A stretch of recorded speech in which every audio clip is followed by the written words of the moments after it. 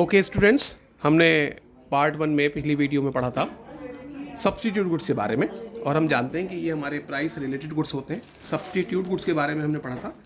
अब हम इस वीडियो में पढ़ेंगे कॉम्प्लीमेंट्री गुड्स के बारे में। कॉम्प्लीमेंट्री गुड्स क्या होते हैं बेटे? तो बहुत सीधी बात करनी है आपकी। कॉम्प्लीमेंट्री गुड्स वो गुड्स होते हैं जो ह्यूमन वांट्स को जॉइंटली सेटिस्फाई करते हैं।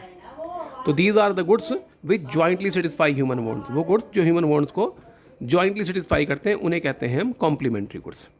तो these are the goods which jointly satisfy human wants such as car and petrol, photo reel and photo camera, है ना। टी एंड शुगर भी, टी एंड शुगर भी क्या है हमारे? टी एंड शुगर भी हमारे कॉम्प्लीमेंट्री गुड्स हैं।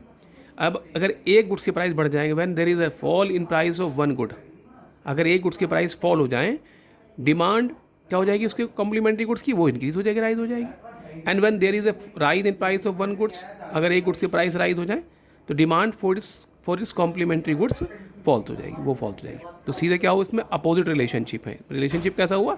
अपोजिट। और इसमें क्या रिलेशनशिप था हमारा सब्स्टिट्यूट में? सेम रिलेशनशिप था। अब जैसे हमने इसका डायग्राम बनाने की बात कर रहे हैं, हम जैसे हमने ओ एक्स एक्सेस ले लिया demand of T in units, और ओ वाई एक्स ले लिया हमने प्राइस ऑफ शुगर इन रुपया, है ना। अब हमने ये बेस खींच लिया, ये पी ले लिया हमने, ये हमारा पी हो गया और ये हमारा क्यू हो गया, क्वांटिटी हो गया, डिमांड हो गई। अब अगर हमने क्या कर दिया, हमने प्राइस बढ़ा दिया। कहाँ का प्राइस बढ़ा दिया? अगर हम प्राइस बढ़ा देते हैं कॉम्प्लीमेंट्री गुड्स का, मान लीजिए शुगर के प्राइस बढ़ गए, शुगर जो है वो 40 रुपीज़ से 50 रुपीज़ पर केजी हो गई, ये बढ़ गए शुगर के प्राइस। अब आप देख रहे हैं शुगर के प्राइस पी से P1 हो गया, तो डिमांड क्या देख रहे हैं आप? ऑटोमेटिकली कहाँ हो गई? ये यहाँ आ गई। तो डिमांड क्या आ गई बेटा हमारी इसमें? ये डिमांड हमारी इसमें बेटा जी घट गई। कहाँ की डिमांड घट गई? ये हमारा आ गया Q1। ये डिमांड कहाँ घट रही है हमारी? टी की डिमांड घट जाएगी, है ना। और अगर मैं प्राइस बढ़ा दूँ इसके, अगर मैं प्राइस घटा दूँ इसके, ये मैंने प्राइस ये नीचे कर दिया, घटा दिया मैंने प्राइस, है ना, ये घटा दिया मैंने बेटे, ये P2 कर दिया मैंने, तो डिमांड क्या हो जाएगी बेटे हमारी? डिमांड बढ़ जाएगी। अगर ये बढ़ा दिया, ये मैंने घटा दिया, तो ये बढ़ जाएगा, ये हो जाएगा Q2। ठीक बेटे, ये बना बात की ना, ये प्राइस हमने घटाया तो डिमांड क्या हो गई बेटा हमारी? डिमांड इसमें हमने बढ़ा दी, है ना। तो क्या लिखेंगे आप? इस सीधी सीधी बात लिखेंगे ऊपर, या लिख कर दिखा दो, अच्छा रहेगा। Demand of tea falls. कहाँ से डिमांड फॉल्स हुई? Demand of tea falls. Tea की डिमांड फॉल्स हुई है, कहाँ से? किस पॉइंट से? फ्रॉम टी की डिमांड फॉल हुई है, ये ओ क्यू से, है ना, ओ क्यू से यहाँ से यहाँ तक थी पहले, अब ये इतनी हो गई। पहले यहाँ थी ओ क्यू थी, from O Q to O Q one, ये ओ क्यू थी पहले, अब ये ओ क्यू वन हो गई। DU2 कहीं की वजह से कैसी क्यों हुई है?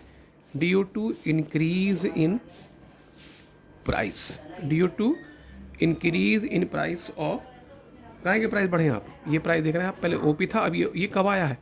ये बढ़ा है प्राइस, तो ये घटा है, तो डिमांड घट गई कहीं की वजह से? प्राइस बढ़ने की वजह से। प्राइस कहाँ के बढ़े? Price of complementary goods. और कौन सी कॉम्प्लीमेंट्री गुड्स है? कॉम्प्लीमेंट्री गुड्स क्या है? Sugar, from OP to OP1। ठीक। अब इसे आप चाहे दूसरी बात ही दें, अब कैसे कहेंगे? Same demand of tea rises, demand rise कर गई, यहाँ से OQ से OQ2 हो गई। आप देख रहे हैं ये राइज कर गई है, ये बढ़ गई है। ये कब बढ़ी है? जब ये प्राइस घटा है, ये घटा है तो ये बढ़ा है। आप देख रहे हैं ये लाइन आ रही नहीं आ रही? हमारी पूरी लाइन आ रही है। तो ये कब, ये यहाँ कब आई है? OQ2 कब हुई? जब ये नीचे घटा है, ये घटा है। तो डिमांड ऑफ टी राइजेस, ये इंक्रीजेस फ्रॉम कहाँ से कहेंगे? OQ to OQ2।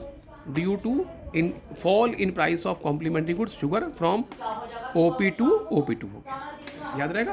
ये लिख कर दिखाऊँ मैं इसको। डिमांड ऑफ टी राइज कर रही है demand from OQ to OQ2, ये OQ2 है, TO2 वाला नहीं है ये, T2, ये OQ से OQ2 हो गई है।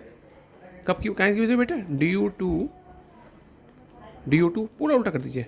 Fall in price of complementary goods, और कॉम्प्लीमेंट्री गुड्स कौन सा है?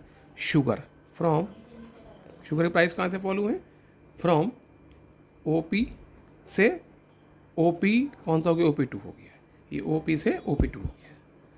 तो ये कॉम्प्लीमेंट्री गुड्स था आपका, है ना। आई होप बात क्लियर हुई, समझ में आया बहुत अच्छे से आपको।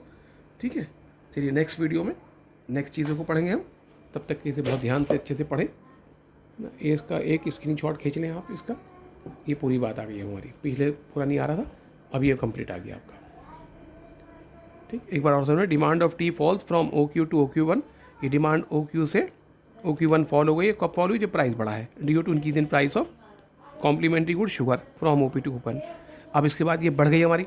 OQ2 कब आया है? ये OQ2 ये लाइन आ रही, देखो ये आ रही, यानी प्राइस घटा है। तो demand of tea rises from OQ2, OQ2 हो गई है, due to fall in price of complementary goods from OP to OP2 fall होने की वजह से, है ना। तो आई होप ये टॉपिक समझ में आया। नेक्स्ट वीडियो में नेक्स्ट बात करेंगे, है ना।